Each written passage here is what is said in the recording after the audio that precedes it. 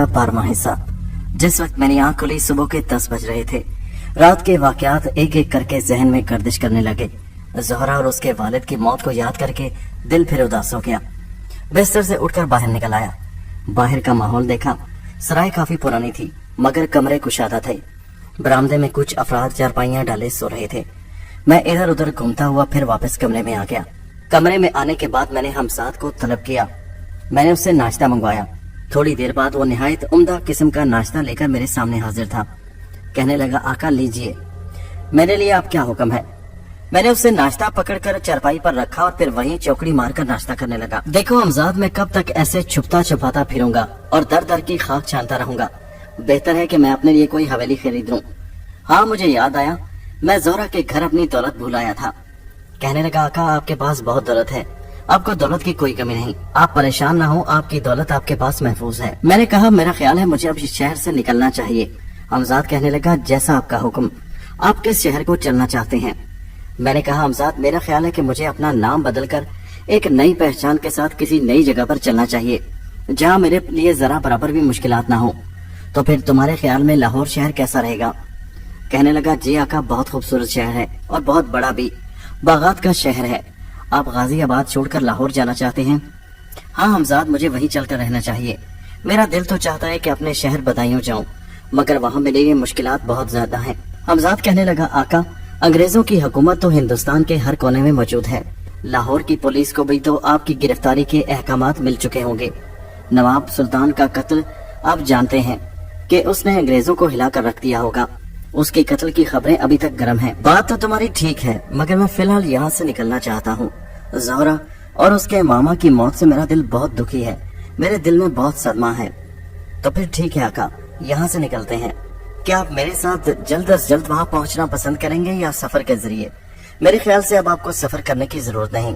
आप मेरा हाथ थाम लीजिए, हम चंद ही लम्हों में वहाँ पहुँच जाएंगे। मैं फौरन चलने के लिए तैयार खड़ा हो गया और मैंने फौरन पैसों का थैला अपने साथ लिया और आगे बढ़कर हमजाद का हाथ थाम लिया। हमजाद कहने लगा, आका मेरा हाथ मजबूती से थाम कर रखिएगा और डरने की जरूरत नहीं। मैंने कहा, हाँ ठीक है। आंखें बंद करते ही ऐसा महसूस हुआ जैसे हम आहिस्ता आहिस्ता ऊपर उठने लगे हैं। फिर ऐसा लगा जैसे हवा में उड़ने लगे हैं। तेज हवा के शोर से कान फटने लगे थे। कुछ ही लम्हे ये कैफियत रही। हवा में जिस्म मौलिक रहा। थोड़ी देर बाद कदम जमीन पर लगे। हमजाद की आवाज कानों से टकराई, आका आंखें खोल दीजिए। मैंने घबरा कर आंखें खोली। मैंने देखा हम लाहौर के शाही किला की एक दीवार के करीब खड़े थे। लोग दूर आते जाते दिखाई दे रहे थे मगर ये गोशा कदरे सुनसान था। हमजाद कहने लगा, आका हम लाहौर शहर पहुंच गए।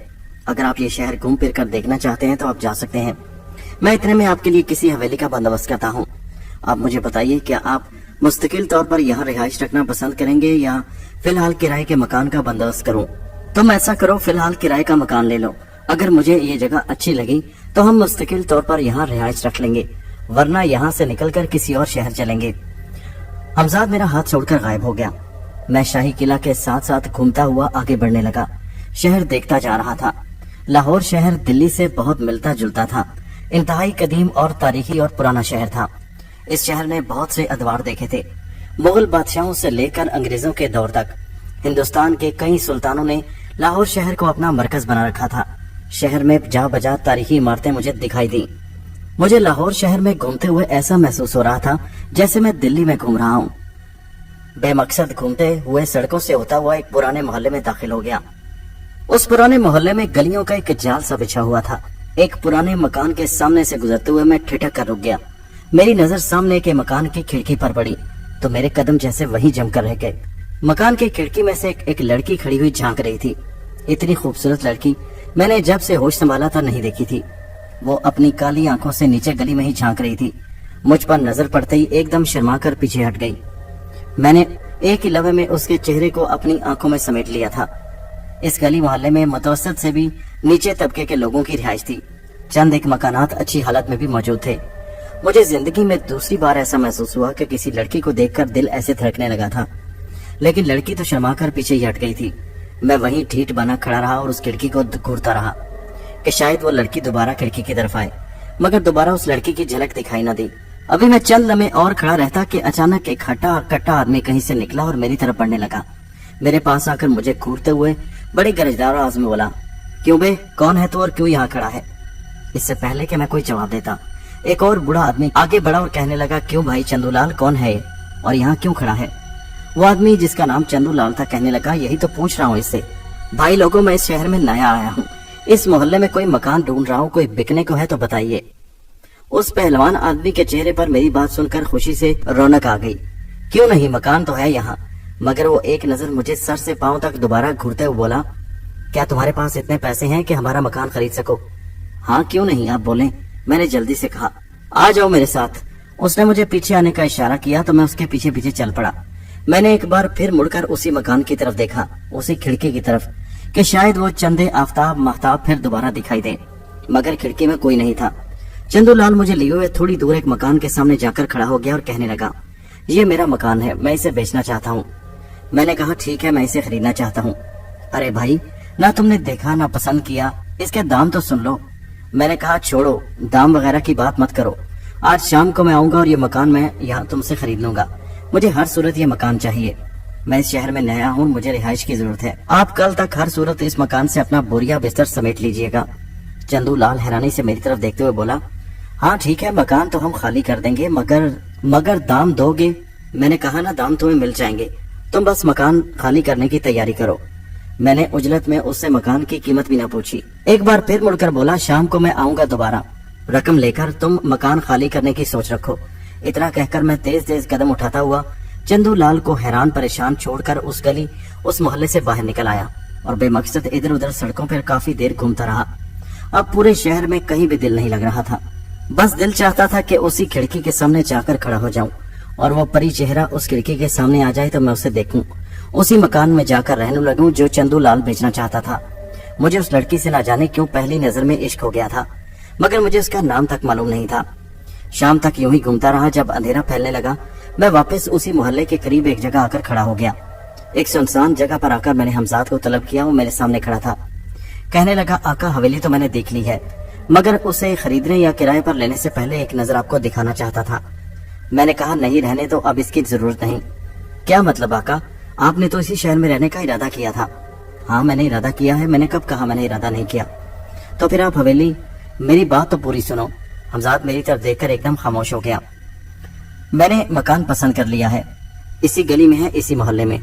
अरे ये क्या आका, आपने खुद ही पसंद कर लिया? हाँ भाई हाँ, मैं उसी मकान में रहना चाहता हूँ जो मैंने पसंद किया है। और फिर मैंने हमजाद को चंदूलाल के मकान के बारे में सारी तफसील बता दी और साथ ही साथ ये भी बता दिया कि मैं उस मकान को क्यों खरीदना चाहता हूँ। मेरी बात सुनकर हमजाद मुस्कुरा दिया और कहने लगा, बस आका, समझ लीजिए कि आपका काम हो गया। चंदूलाल को रकम अदा करके मकान खरीद लो। मगर आका, आज रात आप कहाँ बसर करेंगे? मेरा ख्याल है आज रात सोने के बजाय स्टेशन पर चलकर बसर की जाए।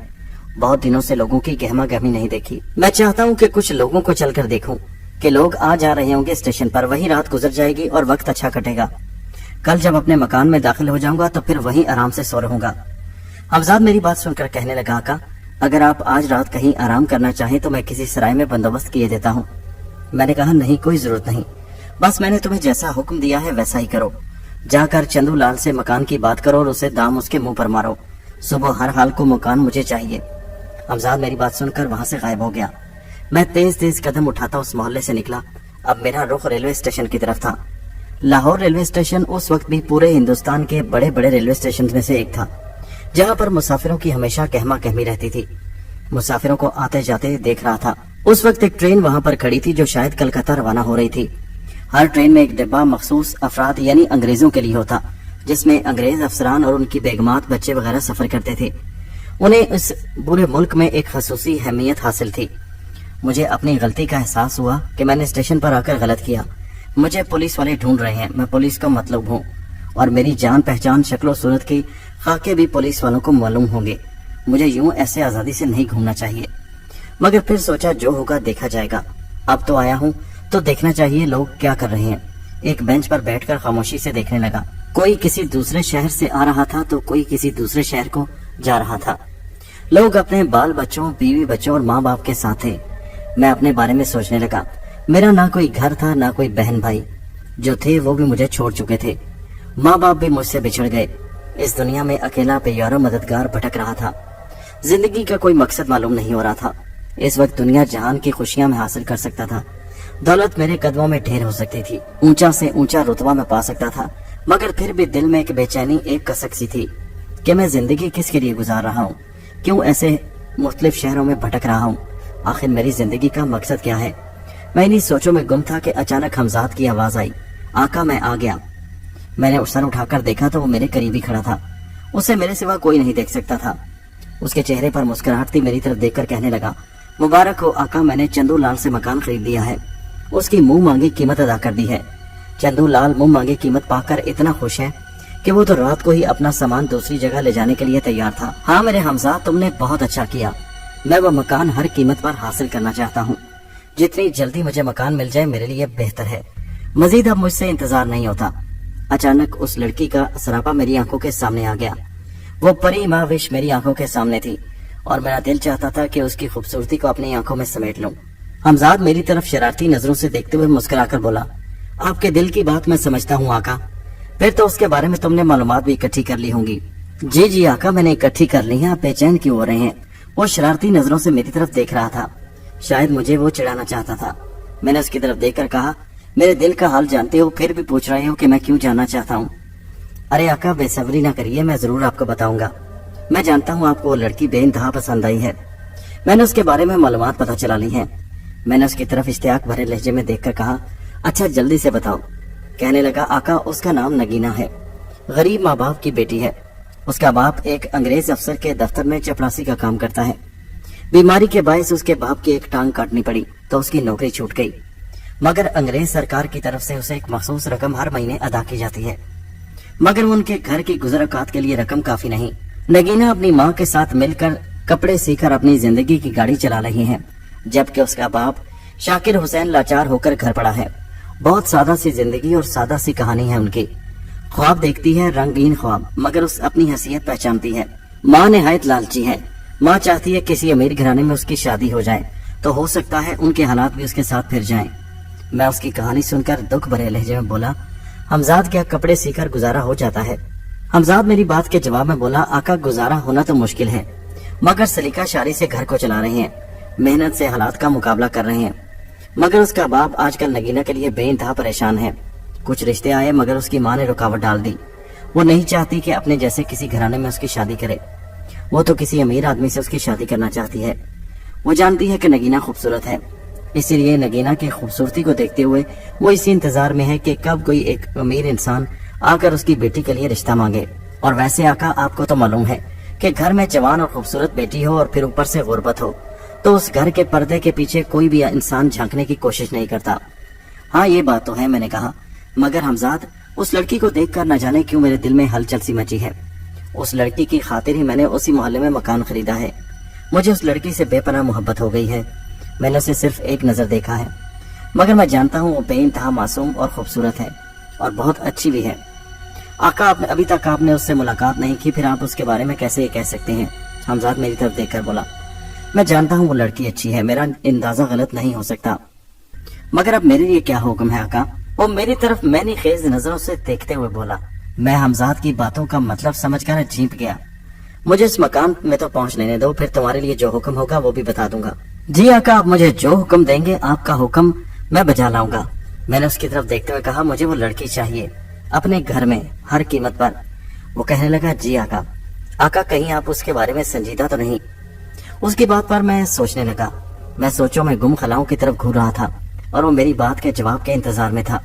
कुछ देर मैंने सोचने के बाद कहा, देखा जाएगा, फिलहाल नहीं। फिलहाल तो मैं उसे हासिल करना चाहता हूँ। मेरे हासिल करने के जुमले को सुनकर हमजाद मेरी तरफ देखकर मुस्कुराने लगा। मैं समझ गया आका। फिर मैंने कहा, बस सुबह होने में चंद ही घंटे बाकी रह गए हैं। मेरा ख्याल है मैं यहीं बाजार से नाश्ता करते हुए उसी मोहल्ले की तरफ चला जाऊं। आका, बाजार से क्यों? आप घर पहुंचिए, मैं आपको नाश्ता वही ला दूंगा। नहीं ठीक है, तुम मुझे घर खाली करवा के दे दो।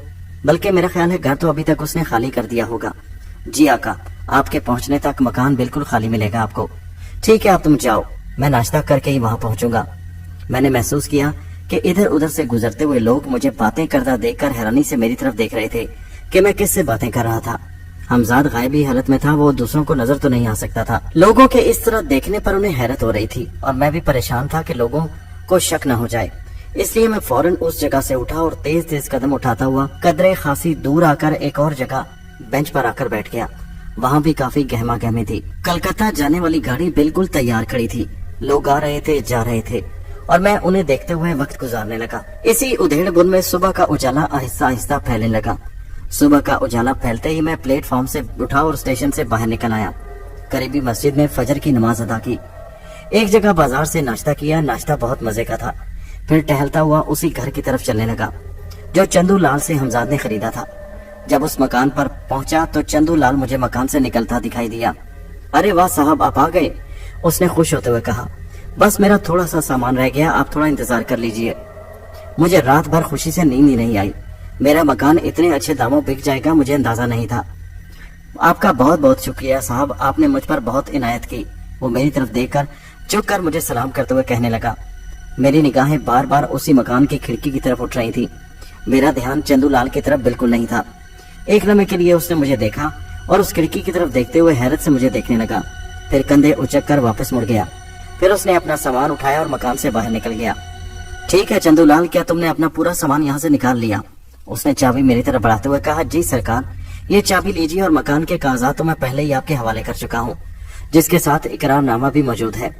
मैं समझ गया कि हमजाद ने इससे कागजात वगैरह की कार्रवाई तमाम मुकम्मल करके कागजात ले लिए हैं। मैंने कहा ठीक है चंदू लाल, तुम्हारा बहुत शुक्रिया। वो चला गया तो मैं टहलता हुआ उस मकान के करीब पहुंच गया और फिर अपने मकान के सामने खड़े होकर उसी मकान की खिड़की की तरफ झांकने लगा। वो खिड़की अब भी खाली और वीरान पड़ी थी। मैं समझा शायद सुबह का वक्त है, इसलिए वो भी खिड़की पर नहीं आई। वो लड़की वाकई मेरे दिल में बेइंतहा घर कर गई थी। काफी देर उस गली में मैं टहलता रहा मगर गली में कोई दिखाई न दिया। लड़की तो दूर की बात थी। चंदू लाल मकान खाली करके जा चुका था। मैंने मकान का ताला खोला और मकान के अंदर दाखिल हुआ। अंग्रेजों के हिंदुस्तान छोड़ने की खबरें गर्म थी और साथ ही साथ इस बात का चर्चा भी हर जुबानों आम हो गया था कि अंग्रेज जाते जाते हिंदुस्तान को 2 हिस्सों में बांट जाएंगे। मगर बहुत से लोग हिंदुस्तान की तकसीम से पहले ही इधर उधर शहरों में आते जाते रहते थे। कुछ एक शहर से दूसरे शहर जाकर अपनी रिहाइश रखते, कुछ कारोबार के सिलसिले में इधर उधर हो जाते। एक ही मुल्क था, किसी को कोई फिक्र न थी। जहाँ दिल चाहता वहाँ चले जाते और आबाद हो जाते। मगर तकसीम से पहले ही लोगों का इधर उधर आना जाना कुछ होने लगा, महसूस होने लगा। मगर मुझे इस बात से कोई सरोकार नहीं था कि चंदू लाल ये मकान बेचकर आखिर कहाँ जा रहा था। मुझे मेरे मतलब का घर मिल गया था। मैंने दरवाजा खोला और घर में दाखिल हो गया। घर में दाखिल होते ही मैं हैरान रह गया। चंदू लाल के जाते ही हमसाद ने घर में हर चीज मुहैया कर दी थी। पूरे घर में बेहतरीन फर्नीचर और बाकी सब साजो सामान मौजूद था, हत्ता के खाने पकाने तक का सामान मौजूद था। मैंने एक बड़े कमरे को अपनी ख्वाबगाह के तौर पर चुन लिया। उसमें बेहतरीन मसहरी लगी हुई थी। शायद हमजाद को मालूम था कि मैं इसी कमरे को अपने सोने का कमरा बनाऊंगा। उसने इसीलिए मेरे इस ख्वाबगाह को इतना आरामदेह और खूबसूरत बनाया था। खूबसूरत मसहरी पर लेटते ही मैंने आंखें मूंद ली और उस परिवेश का चेहरा मेरी आंखों के सामने था। ये मुझे क्या होता जा रहा था? मैंने आज तक किसी लड़की के बारे में इस अंदाज में नहीं सोचा था। आखिर उस लड़की में क्या बात थी जो वो मुझे बार बार याद आ रही थी? उसकी खूबसूरती, उसकी मुस्कुराती हुई आंखें बार बार मेरी आंखों के सामने आती और मैं अजीब और गरीब कैफियत का शिकार होने लगता। मैं इस कैफियत, इस हालत को कोई नाम न दे सका। मुझे उसके हुस्न से मोहब्बत थी, उसकी चाल ढाल से या उसके जिस्म से। कहीं मुझे उससे इश्क तो नहीं हो गया? मैंने अपने आप से सवाल पूछा, मगर इस सवाल का मेरे पास कोई जवाब नहीं था। सोचते सोचते आखिर मेरे दिल ने यही आवाज लगाई कि मुझे उसके जिस्मानी हुस्न से मोहब्बत थी। नहीं शेख ज़ाहिर, ये बात ठीक नहीं। तुमने बड़ी मेहनत और काविश के बाद ये मकाम पाया है। अब किसी लड़की के जिस्मानी हुस्न से मुतासिर होकर इस घिनौने खेल में अपना किरदार डालना अच्छी बात नहीं। फिर मेरे दिल से आवाज दी, तो क्या है, तुम्हारे पास इस वक्त सब कुछ है, दौलत, ताकत, तुम जो चाहे हासिल कर सकते हो। शेख ज़ाहिर, इस लड़की की हैसियत तुम्हारे सामने क्या है? फिर आवाज आई, नहीं, मुझे उस लड़की को सीधे रास्ते से हासिल करना चाहिए। उसके माँ बाप के पास शादी का पैगाम भेजना चाहिए, निकाह का पैगाम। फिर सोचने लगा, नहीं, जल्दबाजी शेख ज़ाहिर अच्छी नहीं। शायद तुम्हें जिंदगी में इससे भी खूबसूरत लड़कियां मिलेंगी।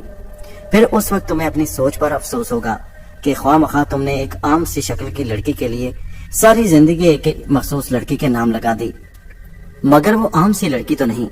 जिस लड़की ने मेरे दिल में हलचल मचा दी वो आम सी लड़की नहीं हो सकती। जिस लड़की ने मेरे दिल के धड़कनों के तारों को छू लिया है वो आम लड़की नहीं हो सकती। मगर शेख ज़ाहिर, तुम्हें जिंदगी तो आखिर किसी न किसी के साथ गुजारनी है, तो फिर ये नगीना क्यों ना सही। خیر مختلف قسم کی سوچیں میرے ذہن میں آتی رہیں اور میں ہر سوچ کو رد کرتا جا رہا تھا۔ آخر میں نے تنگ آ کر حمزاد کو طلب کیا۔ حمزاد پلک جھپکتے میں میرے سامنے آ کھڑا ہوا۔ آتے ہی کہنے لگا، آقا آپ پہنچ گئے؟ ہاں میرے حمزاد، میں پہنچ گیا۔ آقا آپ کو مکان کیسا لگا؟ مکان تو بہت خوبصورت ہے۔ اس مکان کی خوبصورتی تو اسی میں ہے کہ یہ نگینہ کے بالکل سامنے موجود ہے۔ اگر نگینہ اس گلی میں نہ ہوتی تو یہ مکان میرے لیے خاک برابر بھی اہمیت نہیں رکھتا تھا۔ حمزاد میری بات سن کر مسکرانے لگا۔ تو گویا آپ کو عشق نے نکما کر دیا؟ نہیں میرے حمزاد، عشق نہیں، محبت۔ محبت ایک پرخلوص جذبہ ہے اور محبت انسان کو کہاں سے کہاں لے جاتی ہے۔ میں تو بس اس کی محبت میں اسی محلے میں آ کر بس گیا ہوں۔ مگر کیا؟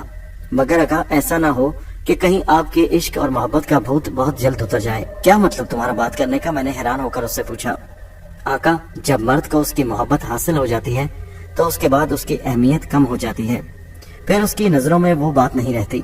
نہیں میرے حمزاد، ایسی بات نہیں۔ نگینہ ہمیشہ میری نگاہوں میں ویسا ہی مقام پائے گی جیسا میں نے پہلی بار اسے دیکھ کر مقام دیا تھا۔ مجھے اس سے بے انتہا محبت ہے اور مجھے اس بات کا اقرار کرنے میں کوئی تعمل نہیں۔ جی آقا میں جانتا ہوں۔ اچھا میں نے تمہیں اس لیے طلب کیا تھا کہ مجھے نگینہ کے بارے میں پوری تفصیلات بتاؤ۔ جی آقا میں بتاتا ہوں۔ وہ اپنے ماں باپ کے اکلوتی مگر بہت لاڈلی بیٹی ہے، مگر اس کے لاڈ پیار کے ہونے کے ساتھ ساتھ اسے ماں باپ کی غربت کا احساس بھی ہے۔ محبت اور لاڈ کا ناجائز فائدہ نہیں اٹھاتی، مگر تھوڑی سی ضدی بھی ہے۔ آپ تو جانتے ہیں کہ انسان میں جو خوبی ہوتی ہے وہ اسی سے فائدہ اٹھاتا ہے۔ ماں باپ اس کے اکلوتے ہونے کی وجہ سے اس سے بے پناہ محبت کرتے ہیں، مگر لاڈلا ہونے کے باوجود وہ گھر کے کاموں میں بہت ماہر ہے۔ ماں باپ کی خدمت کرتی ہے، ان کے کاموں میں ہاتھ بٹاتی ہے، حتیٰ کہ ماں کے ساتھ کپڑے سی کر اپنے گھر کی روٹی چلانے میں بھی مددگار ثابت ہوتی ہے۔ ٹھیک ہے میرے حمزاد، تمہارا بہت شکریہ۔ میں یہ چاہتا ہوں کہ مجھے ان سے راہ رسم بڑھانی ہے۔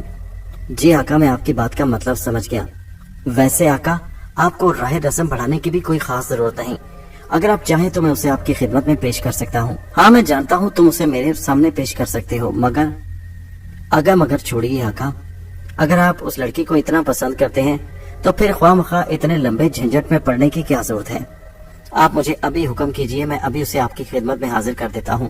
میں اس کی بات سن کر سوچ میں پڑ گیا، پھر کہنے لگا، آقا مگر ایک بات یاد رکھیے گا، آپ مجھے اسی صورت میں دوبارہ بلا سکتے ہیں جس وقت آپ پاک صاف ہوں گے، اس لیے وضو کے لیے اپنا پانی پاس ضرور رکھیے گا۔ ناپاکی کی حالت میں آپ کے پاس نہیں آ سکوں گا، یہ بات ہمیشہ ذہن میں رکھیے گا۔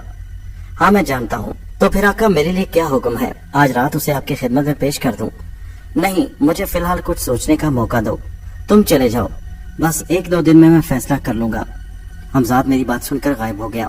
مجھے بہت زوروں کی نیند آئی تھی، وہ سارا دن میں نے سوتے میں گزار دیا، شام تک سویا پڑا رہا۔ شام کو میری آنکھ کھلی تو بستر سے اٹھا اور مکان کے اندر ٹہلنے لگا۔ مکان کو غور سے دیکھا اور پھر چھت پر چڑھ گیا۔ مجھے اس وقت حیرت کی انتہا نہ رہی جب چھت سے اس کی کھڑکی کا فاصلہ بہت کم تھا اور مجھے سامنے اس کی کھڑکی دکھائی دے رہی تھی۔ میرے لیے بڑی خوش آئند بات تھی کہ محبوب کی کھڑکی میرے سامنے تھی، اس کھڑکی سے میں کسی بھی وقت اس کا نظارہ کر سکتا تھا۔ شام کا اندھیرا ابھی پوری طرح پھیلا نہیں تھا۔ میں وہیں کھڑا ہو کر دیکھنے لگا کہ شاید وہ کھڑکی میں آئے، اور پھر اچانک ہی میری توقع کے برعکس مجھے وہ کھڑکی میں نظر آئی۔ اس کی ایک جھلک ہی مجھے پاگل کرنے کے لیے کافی تھی۔ اسے دیکھتے ہی میری عجیب سی حالت ہونے لگی۔ اچانک اسی وقت اس کی نگاہ بھی مجھ پر پڑ گئی۔ مجھے اپنی طرف اس طرح غور سے دیکھتے ہوئے وہ ایک دم شرما گئی، مگر دوسرے ہی لمحے اس نے نگاہیں اٹھا کر اوپر دیکھا اور مجھے غصے سے دیکھنے لگی اور ہاتھ کے اشارے سے پوچھنے لگی، ایسے کیوں گھور رہے ہو؟ میں نے اس کی طرف مسکرا کر دیکھا تو اچانک اس کے ماتھے پر سلوٹیں پڑ گئی۔ اس کا شرمانے کا انداز اچانک ہوا ہو گیا تھا۔ مجھے بڑی حیرانی ہوئی، ابھی تو کچھ دیر پہلے وہ مجھے دیکھ کر شرما رہی تھی، مگر اچانک میں نے پھر ہاتھ کے اشارے سے پوچھا تو وہ عجیب سی نظروں سے گھورتی ہوئی کھڑکی سے پرے ہٹ گئی۔ میں کافی دیر کھڑا اس کا انتظار کرتا رہا کہ شاید وہ کھڑکی میں دوبارہ آئے، مگر وہ نہ آئی۔ مایوس ہو کر میں نیچے آ گیا۔ وہ ساری رات ایک عجیب سی بے چینی دل میں رہی تھی۔ شاید نگینہ میرے اس انداز پر ناراض ہو گئی تھی، اسے شاید میرا گھورنا ناگوار گزرا تھا۔ اگر ایسی بات تھی تو پہلے دن تو اس نے مجھے غور سے دیکھا تھا اور اس کے انداز میں شرم بھی تھی، مگر یہ اچانک کیا ہو گیا؟ شاید وہ مجھے لوفر لڑکا سمجھتی ہو، اسی لیے اس نے مجھے ڈانٹ پلا دی ہو۔ ایسا بھی تو ہوتا ہے کہ شریف گھرانوں کی لڑکیاں لڑکوں کے اس طرح گھورنے پر انہیں لوفر اور بدماش سمجھتی ہیں اور ان کی عزت ان کے دل میں کم ہو جاتی ہے۔ شاید اس نے بھی مجھے اسی طرح کا کوئی آدمی سمجھا ہوگا۔ आखिर मेरा अंदाज भी तो लोफराना था। तबीयत में अजीब बेचैनी और बेकलीसी थी। सारी रात करवटें बदलते गुजर गई। सुबह के वक्त नाश्ते के बाद मैंने हमजाद को तलब किया और हमजाद को सारी सूरत हाल बताई। हमजाद मुझे मुस्कुराते हुए देखकर कहने लगा, आका आप कोशिश कर लीजिए, मगर ये खीर मुझे टेढ़ी नजर आती है। मैंने कहा कोई बात नहीं, मुझे एक मर्तबा कोशिश करने दो, फिर देखा जाएगा। जैसे आप मुनासिब समझे आका। क्या आपके जहन में कोई तदबीर है? हाँ, मैं उनके घर जाऊंगा। मैं उन्हें बताऊंगा कि मैं कपड़े का कारोबार करता हूँ। मुझे उनसे ढेरों कपड़े सिलवाने हैं जिनकी उन्हें मुंह मांगी उजरत दूंगा। जाहिर है उसकी माँ लालची खुश हो जाएगी और मुझे अपने घर में खुश आमदेद करेगी और फिर मेरा उनके घर आना जाना हो जाएगा और फिर मेरा काम बन जाएगा। मेरी बात पर हमजाद मुस्कुरा कर कहने लगा, ठीक है आका, आप कोशिश कर लीजिए। दिन चढ़े मैं उनके दरवाजे पर जा पहुंचा। दरवाजा खटखटाते हुए दिल भी धक धक कर रहा था। दरवाजा खटखटाया। दरवाजा खुलते ही पहली नजर मेरी उस लड़की पर पड़ी तो मैं वहीं जैसे बुत बनकर रह गया। 100% वही थी जिसे मैंने उस दिन खिड़की में देखा था और जो पिछली शाम को मुझे छत पर दिखाई दी थी। मेरे इस तरह देखने पर एकदम दुपट्टा उसने चेहरे पर गिरा दिया और बोली, जी फरमाइए।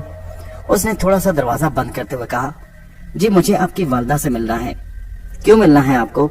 अचानक उसके अंदाज में तीखापन आ गया। बस मिलना है, मगर आप हैं कौन? उसने हैरानी से पूछा। जी मैं कारोबार के सिलसिले में आया हूँ। मैं कपड़े का कारोबार करता हूँ और मुझे पता चला है कि आपकी वालदा बहुत अच्छे कपड़े सीने वाली हैं। बस इसी सिलसिले में आपसे मिलना चाहता हूँ। देखिए, मैं आपके सिले हुए कपड़ों की मुंह मांगी कीमत अदा करूंगा। मेरी बात पर वो हैरत से मेरी तरफ देखने लगी और फिर बोली, ठहरिए, मैं वालदा को भेजती हूँ। वो वापस मुड़ गई। थोड़ी देर बाद जब आई तो उसके साथ एक खुश शक्ल बुजुर्ग खातून थी जो बूढ़ी होने के बावजूद सेहतमंद दिखाई दे रही थी। जी फरमाइए, आपको किससे काम है? मैं आप इसे मिलना चाहता हूँ खाला जान। मेरी अनारकली बाजार में कपड़े की बहुत बड़ी दुकान है। हमें अपनी दुकान के लिए ढेरों कपड़े सिलवाने पड़ते हैं। इसी सिलसिले में आपके पास हाजिर हुआ हूँ। अरे अरे अंदर आइए ना, बाहर क्यों खड़े हैं? उसकी वालदा खुश होते हुए बोली। उन्होंने पीछे हटते हुए मुझे रास्ता दिया तो नगीना भी पीछे हटकर खड़ी हो गई। मैं अंदर दाखिल हो गया। घर की हालत जिस तरह बाहर से अबतर थी, अंदर से भी घर वैसा ही नक्शा पेश कर रहा था। घर की हालत उसके गरीब मकीनों की हालत का पता बता रही थी। छोटे से सहन में मुझे एक चारपाई पर बिठा दिया गया। सहन में एक और चारपाई बिछी हुई थी जिस पर एक बुजुर्ग सो रहे थे। शायद वो उसके वालिद शाकिर हुसैन थे जिनके बारे में मुझे हमजाद ने बताया था। लेकिन मुझे चारपाई पर बैठता देखकर एकदम बुजुर्ग चारपाई पर उठकर बैठ गए। मैंने आगे बढ़कर उनसे सलाम हाथ मिलाया। शाकिर हुसैन शायद ज्यादा बोलते नहीं थे, कम गो थे। मुझसे उन्होंने कोई बात ना की। नगीना की वालदा मेरे सामने बैठ गई और कहने लगी, सेठ साहब हम गरीब लोग हैं मगर हम काम पूरी ईमानदारी से करते हैं।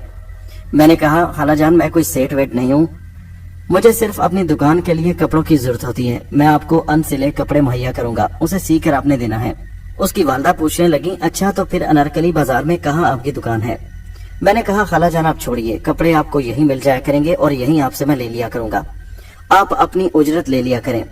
मैं जानता हूँ आप काम बहुत अच्छा करती हैं और कम उजरत पर कपड़े नहीं सिएंगी, इसलिए उजरत आपके रजामंदी के मुताबिक होगी। जितनी आप बोलेंगी मैं उतने ही दूंगा। क्या आपको मंजूर है? वो मुस्कुरा कर बोली, हाँ मंजूर है, क्यों मंजूर नहीं। और साथ ही उन्होंने आवाज लगाई, नगीना चाय ले आओ और साथ कुछ खाने को भी ले आना, सेठ साहब हमारे घर आए हैं। उनकी बात सुनकर नगीना की आवाज आई, जी अम्मी। खाला जान मैं आपके मोहल्ले में रहता हूँ, मैंने अभी हाल ही में यहाँ पर मकान खरीदा है। अरे अच्छा, कौन सा मकान? मैंने बताया तो कहने लगी, अच्छा तो फिर तो आप हमारे पड़ोसी भी हुए। जी हाँ खाला जान, इसीलिए तो कहा है कि कपड़े सिलाई के लिए आपको घर पर ही दे जाया करूंगा और यहीं से कपड़े वसूल कर लिया करूंगा। हाँ ये बेहतर है, ये बहुत अच्छी बात है। इतने में नगीना चाय लेकर आ गई। नगीना के हाथ की बनी हुई चाय बहुत उम्दा थी। मैं चाय पीते हुए बार बार कनखियों से उसकी तरफ देख रहा था, मगर वो चाय रखकर वहां से जा चुकी थी। उसकी वालदा को मैंने अपनी बातों से राम कर लिया था। उन्हें क्या चाहिए था? उन्हें घर बैठे बिठाए उजरत मिल रही थी। मेरा पहला मरहला आसानी तय हो गया था। मैं खुशी खुशी घर वापस आ गया। अगले रोज हमजाद से कुछ कपड़े मंगवाकर मैंने उनके घर देने चल पड़ा। कपड़े उनकी अम्मा जान को दिए तो वो बहुत खुश हुई। कब चाहिए तुम्हें वापस सिले हुए? कोई जल्दी नहीं खाला जान, जब आप चाहें आप मुझे दे दीजिए, बल्कि मैं खुद ही आपके घर आकर ले जाऊंगा। उसकी वालदा मेरी तरफ देखकर कहने लगी, नहीं बेटा, मैं खुद ही तुम्हारे घर पकड़ा दूंगी, अब तो तुम हमारे पड़ोसी भी हो। इस तरह मेरा नगीना के घर आना जाना शुरू हो गया, मगर मेरी इतनी कोशिश भी रंग न ला सकी। मुझे अभी तक नगीना के सिलसिले में कोई कामयाबी न हुई थी। नगीना मुझे लोफर और बदमाश समझती थी। उसे मेरी निगाहों से उलझन होने लगती। جب سے میں اس کے گھر آنا شروع ہوا تھا اس وقت سے اس نے میرے سامنے آنا چھوڑ دیا تھا۔ اس کی والدہ ہی دروازے پر آتی، مجھے بٹھاتی، کپڑے لیتی، میرے حوالے کرتی اور پھر وہیں سے مجھے رخصت کر دیتی۔ میری ساری منصوبہ بندی بیکار گئی تھی، میری سوچی ہوئی ساری منصوبہ بندی دھری کی دھری رہ گئی تھی۔ ان سے کپڑے سلواتے سلواتے گھر میں کپڑوں کا اچھا خاصا ڈھیر لگ چکا تھا جن کی مجھے کوئی ضرورت نہیں تھی۔ حمزاد سے میں ڈھیروں ڈھیر ان سلے کپڑے منگواتا اور ان سے سلائی کروا کر گھر میں ڈھیر لگاتا جا رہا تھا۔ جب اتنے دنوں کی کوشش بھی رنگ نہ لائی اور میں نے دیکھا کہ نگینہ مجھے ذرا برابر بھی توجہ نہیں دے رہی تھی تو میں پریشان ہو گیا۔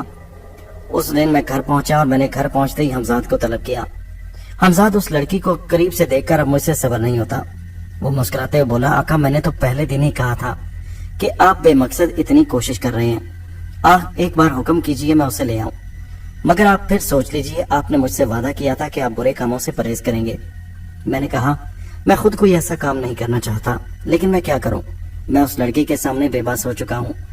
میں نے اسے شرافت سے اپنانے کی کوشش کی تھی لیکن اس لڑکی نے مجھے اس میں کامیاب نہیں ہونے دیا۔ حمزاد کہنے لگا، آقا آپ جانتے ہیں مجھے طلب کرنے کے لیے آپ کو ہر وقت باوضو ہونا ضروری ہے۔